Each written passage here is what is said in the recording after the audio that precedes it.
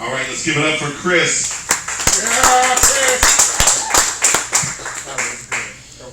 Coming up to the mic next, a very, very funny comedian. I enjoy him. I know you all will as well. From Tacoma, Fred Bowski.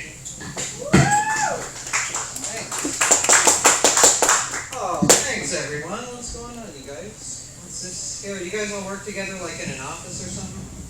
You guys seem like one of those where you go out after work but Sheila doesn't get to go and you all sit around like, fuck that bitch Sheila. Fuck her. She fucking makes the worst reports ever. Ever. This is cool. Wasn't too sure what to wear for the show tonight. Like Chris, I have a hard time buying clothes. Pants especially because it's hard to find 3825s. I wear these nice custom clothes, and by custom, I mean I buy regular clothes and then my mom hems them up for me.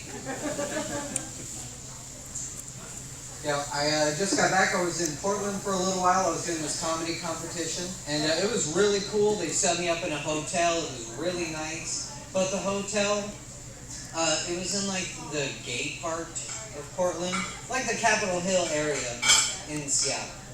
And I don't have anything against gay people. In fact, I think at least one time in your life, you should think about it for a couple of seconds.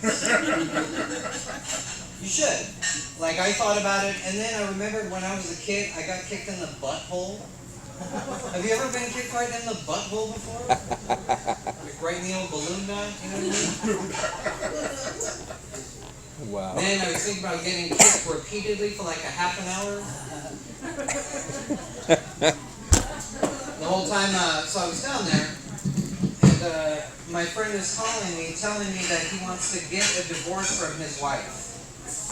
And he was telling me that he was going to put on the divorce papers that they never consummated the marriage. You know what that is? That's where you have sex and that finalizes the deal. And I don't really know if that's true or not. Then I got to thinking, that's the only contract in your life that's ever finalized in that way. Like through having sex. There's nothing else that you deal with. Like, you're not at the Verizon booth at the mall, you know what I mean?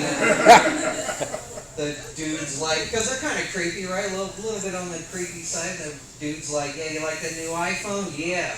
We're going to have to consummate over the sacred 2-year agreement we're about to enter into, so watch out for that one. I like doing comedy. It's better than some of the other jobs I've done. I used to be a cook at Denny's on Graveyard. Have you guys ever been to Denny's like 3 o'clock in the morning? Yeah. Run? Me too. So, I'm sorry about your steak. That's what I was gonna say. I got fired from that job though because I took like 4 hits of acid one night before I came into work, just to take the edge off. It's stressful out there. And if you've never taken acid before in your life, you move so slow, right? But with the tracers, I thought it was moving at Mach 6, like the Flash, you know what I mean? With the wings and the helmet and all of that stuff. So we get our bar rush and the manager starts yelling. She's like, you need to move, you need to get these orders off because we're slammed. And I just look at her like, how are you going to tell the Flash to speed up? I'm going as fast as I can. We would have people like throwing up in the booths, you know, and like leaving heroin needles in the bathroom, that kind of stuff. But once we fired that manager, smooth from there on out.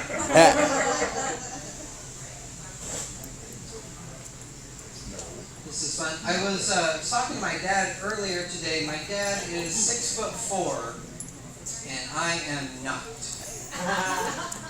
I am not 6'4". They kept telling me growing up though, like, oh, when he was 12, man, he just hit puberty, boom, just shot right up. He was tall within like 4 months. Just, it happened. It never happened for me, so they kept having to move it back like some sort of Mayan prophecy that's always like 5 years in the future. She was taking a picture I had to do my tough crew. So they kept, it didn't happen at 12. They're like, actually, I think he was more like 17 when he hit puberty though. But man, when he hit, boom, it just was tall. In like 3 months. And then it didn't happen at 17, and they're like, I think he was in his mid-40s actually. by the time he hit 6 foot. So I got that to look forward to a little bit later on. That'd be cool. I used to wear the sports band for my glasses when I was a kid.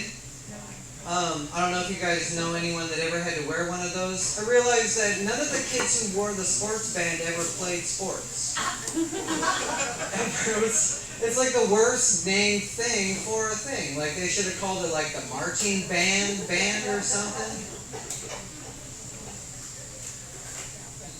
All right. You guys are like, okay. Next one.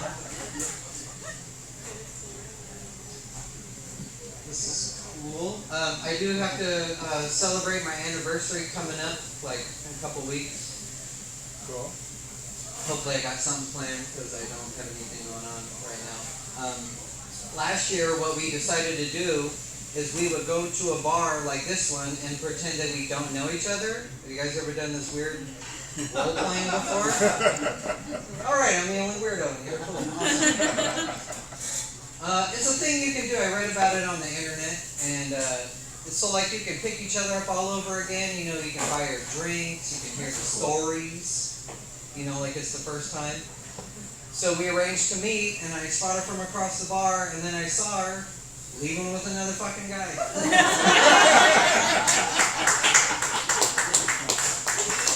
It was like the first time all over again. It was nice. But I didn't know what to do in that situation. I was out in the parking lot kicking rocks, so she drove. I'm gonna get my allowance for this week. We argue sometimes. We argue mostly about stuff we can't do, more than anything. I don't know if you do that. Like we were at the grocery store. Mega Millions is up to like $150 million. And she goes, ooh, with that kind of money, we could buy a vineyard. What do you think about that? And I was like, why would we do that? That seems like the stupidest idea ever. You don't know shit about farming. I don't know anything about grapes. So we get into it in the line, and I'm like, wait a minute. We don't even drink wine. Why are we even fucking arguing about this? This is dumb. And I go, wait a minute. Again, we don't even buy lottery tickets. So what the fuck are we really talking about? Like my wife watches the Food Network the same way that I watch porn. In that when the show's over, we both go, you know, I'd like to try that.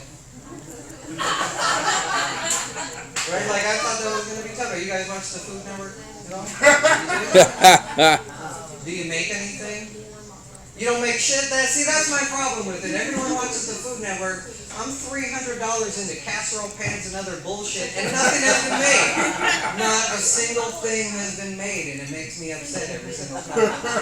She's like, ooh, we gotta go buy a new muffin pan. I'm like, no, we don't. You haven't used the quiche dish. Do you remember that? You were gonna do that? You're all fucking... I don't mean to project onto you, sir. I'm sorry. He cooks. Oh, he cooks? Like meth, or... Meth. Oh, he cooks meth? It is Auburn. So.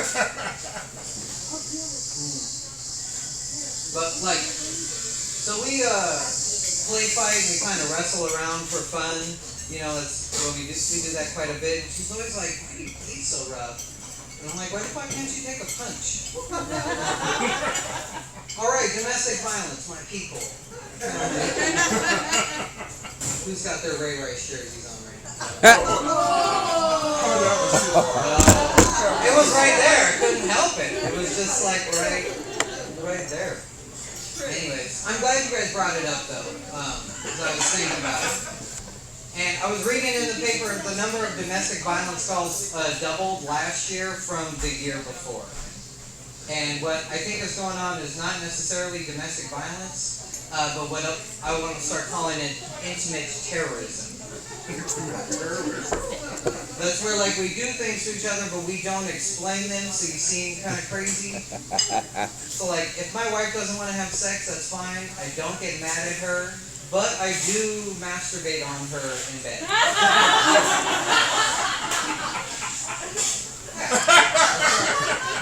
Try not to be quiet about it, like I might kick over my leg, or you know, maybe call out my own name.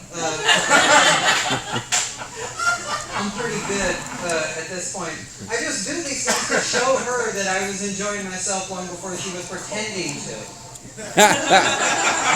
Thank you. That's the end of my time. Good night, everyone. Thanks.